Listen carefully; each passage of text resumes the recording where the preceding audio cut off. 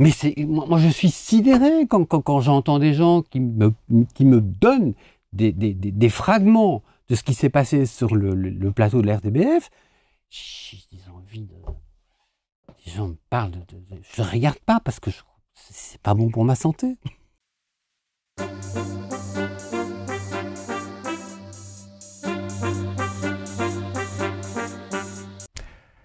Bonjour et bienvenue sur BAM. Aujourd'hui, nous avons avec nous Michel Rosenzweig, philosophe et essayiste, qui vient nous parler de censure. Michel, vous êtes ici parce que vous avez eu une expérience avec la censure ?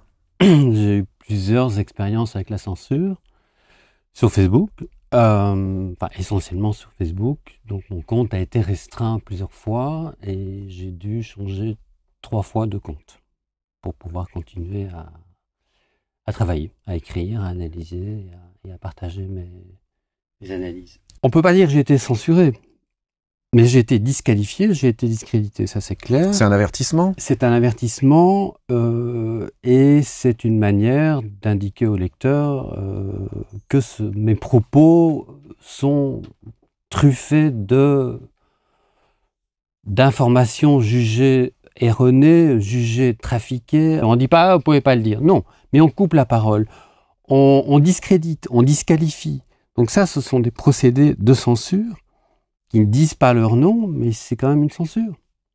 Au départ, ce que vous racontez sur les vaccins ou ce que vous racontez sur votre page Facebook, c'est quand même des choses qui vont à l'encontre de la propagande officielle sur la Covid. Je suis passé de l'alarmisme au questionnement, au doute, et dans le courant du mois d'avril, en plein confinement, là j'ai commencé à voir d'autres choses, et donc j'ai changé mon point de vue.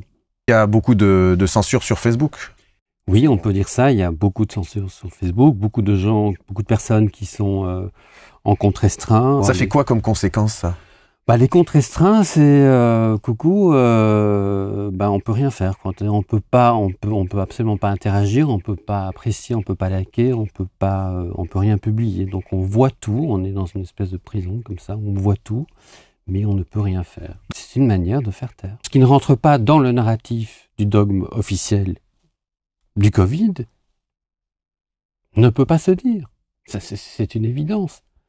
Et ça va crescendo. Certaines sources qui font autorité, qui sont identifiées par la Commission européenne, par les instances européennes, sont par exemple les médias mainstream, les médias traditionnels. Est-ce que, selon vous, ce sont des sources d'autorité ? Ce sont des sources d'autorité propagandistes. En Belgique, c'est vraiment... Il n'y a pas de presse pour moi. Il y a juste des organes de propagande qui ne sont que les relais de... la voix de son maître, c'est-à-dire des relais du pouvoir. Il n'y a pas d'espace de liberté d'expression en Belgique à ce niveau-là. Pour moi, c'est une vraie catastrophe. Pour moi, on est dans une pandémie, la fabrique d'une pandémie perpétuelle, parce que le logiciel de base est conçu pour perpétuer la pandémie. C'est-à-dire que les indicateurs épidémiologiques qui sont utilisés sont tellement bas, sont pour moi des indicateurs qui sont plus des indicateurs de laboratoire d'éprouvettes que des indicateurs humains.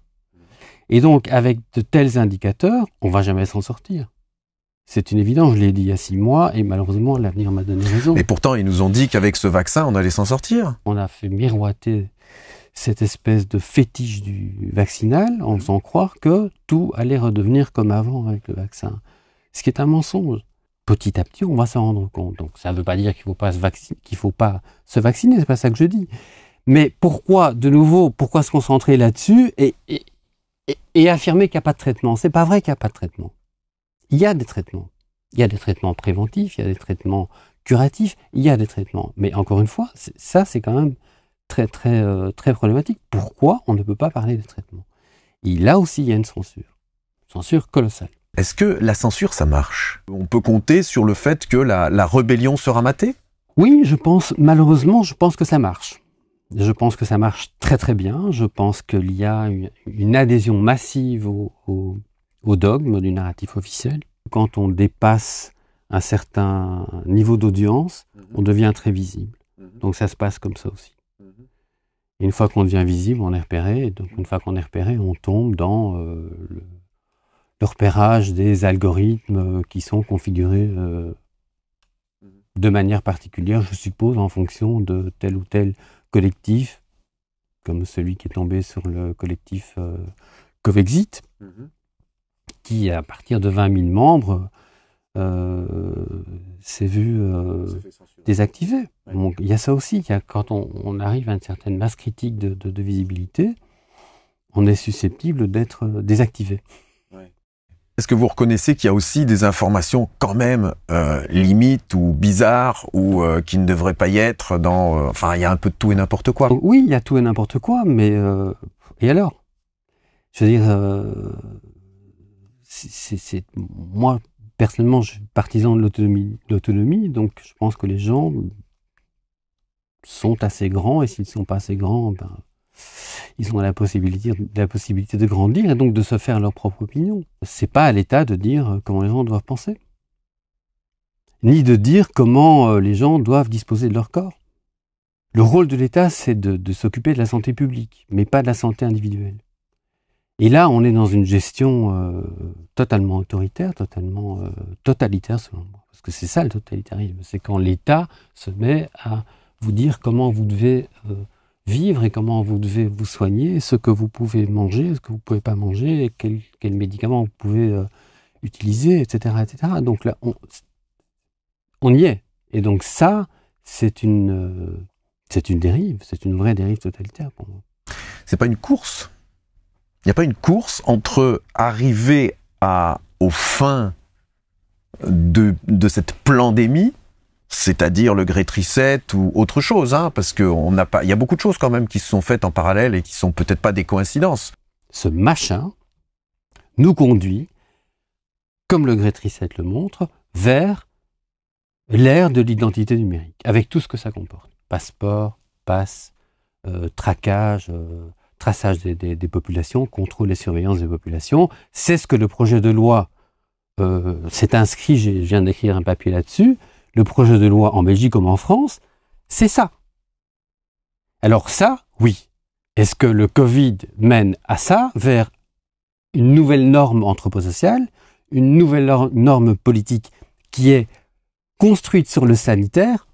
La réponse est oui. Ça ne fait pas l'ombre d'un doute. On ne pourra plus rien faire sans ce passeport.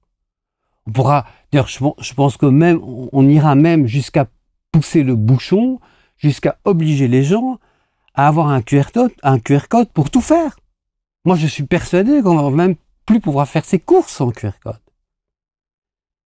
De ça, moi, je suis convaincu. Ça, c'est le monde vers lequel on va. Ça, c'est plié, ça fait pas un pli. Ah, on y est là, on y va. Pour moi, on y est. Ah ouais. Quand j'ai vu qu'on nous imposait le masque en plein été, je me suis dit, ok, ça, c'est bon. Voilà. Quand je vois comment les flics tombent sur les gens, comme vous, je l'ai vu, bon, la Cambre, ce week-end, Grand Place, le coup du striptease avorté. Quand on voit comment la police collabore la police sanitaire collabore à ce régime, ça fait pas un doute. C'est une évidence qu'il y a un agenda. Maintenant, qui est derrière l'agenda? C'est ça le gros truc. J'en sais rien. Il y a un lien entre le Great Reset de Klaus Schwab et Malray et le Covid. Ils le disent eux-mêmes. Je l'ai redit dans mon interview pour Kéros, le lien, ils le disent eux-mêmes. Ils l'ont dit, ils l'ont écrit. Il faut saisir l'opportunité de la pandémie pour mettre en place leur programme du Great Reset, qui est un programme économique. Ok. Donc, il n'y a pas de complotisme là-dessus. Donc, le lien, est-ce qu'il existe? Oui. Mais quelle est la nature du lien? J'ai écrit un article là-dessus. Est-ce qu'il est causal ou est-ce qu'il est opportuniste? Et donc, la question qui demeure et à laquelle personne ne peut répondre, sauf les gens qui sont convaincus que c'est un truc, c'est un complot, j'en sais rien. Mais je trouve que l'hypothèse mérite d'être posée. Moi, je la pose, je la travaille. Ce serait pas un boulot de journaliste, ça? C'est un boulot de journaliste. Mais il y a des gens là-dessus qui sont là-dessus. Il y a des gens qui bossent là-dessus. Ce que Barnerias a voulu faire avec Hold Up, c'est ça. Mais c'est pas très adroit ce qu'il a fait parce que c'est trop orienté. Mais ce qu'il amène dans son truc, c'est pas faux. Il pose des bonnes questions et je trouve que ça vaut la peine d'être vu pour parce qu'il a ce mérite-là. Mais tout le boulot, il reste à faire. On a parlé de censure, mais la censure, elle est... Qui a fait un reportage d'investigation sur les hôpitaux en Belgique? Quelqu'un? Je sais pas, qui a fait? Personne.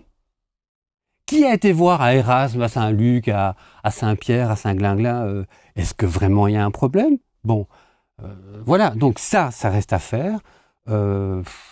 Plus, enfin, tous les abus au niveau de la prescription médicale. Est-ce que les médecins sont encore libres aujourd'hui en Belgique et en France de faire leur boulot de médecin? De prescrire qui? L'hydroxychloroquine, l'ivermectine. Moi, je suis en relation avec Jean-Charles Tessèdre, qui est l'avocat qui défend les médecins français. À propos de l'ivermectine, c'est un dossier énormissime, l'ivermectine. On ne peut pas en parler. Non plus. Bon. La vitamine D, vous savez, la vitamine D, bon, quand même, ça booste l'immunité. Ah, on ne peut pas le dire. Donc voilà, il y aurait plein de choses, plein de sujets importants à aborder, mais vraiment en profondeur, et avec des spécialistes, avec des gens qui connaissent leur boulot, et qui ne peuvent pas le dire. La Belgique est un pays de fous pour ça. C'est pour ça que les gens qui me disent « Oui, mais c'est la même chose qu'en France ». Non, c'est pas la même chose. C'est pas vrai. Moi, je regarde aucun média en Belgique. Je ne regarde que LCI et quelques autres sources d'information. Mais parce que quoi, Pujadas a quand même encore la liberté, et franchement, je tire mon chapeau, d'inviter des gens qui disent autre chose. Mais moi, je suis sidéré quand j'entends des gens qui me donnent des fragments de ce qui s'est passé sur le plateau de la RTBF. J'ai envie de... Les gens me parlent je ne regarde pas parce que c'est pas bon pour ma santé.